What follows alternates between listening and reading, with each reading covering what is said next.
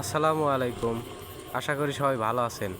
আমরা চলে এসেছি পদ্মার পাড়ে যাব কিছুক্ষণ যেতে যেতে বাদামের খেতে। এই যে দেখতেছেন ভাই এ কোন জায়গায় আছে?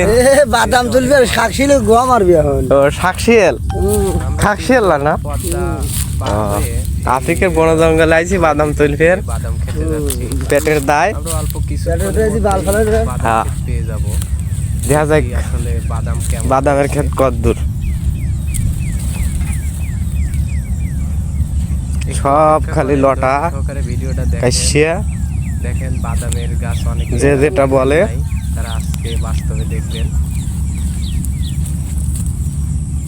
এই যে আমরা দুইটা চাষি বাইরে পাইছি, আসলে ওনাদের কাছ থেকে বাদাম কেমন হয়েছে? ভালো। বাবা এক গাছে কয়টা 20-30টা হবো, বেশি 40-50টা হবে বাগান। এবার বাদামে তো মার খায় গেছে তাই? মানে আগে পানি বাড়ছে জোয়ারের, বাদামে এখনো পোক্ত হয় নাই, বাদাম আর লরম আছে। এটা ফাটান তো দেখি বেশি কেমন হয়েছে। এই দেখেন বিশ্বাস বাদাম এখনো পোক্ত হয় নাই। এই যে বাদাম, এই যে না ভালো আছে তার তো। হ্যাঁ ভালো আছে বাদাম। বাহ বাহ বাহ বাহ, অনেক বাদাম মুনা বাইর হইব না কাকা? না না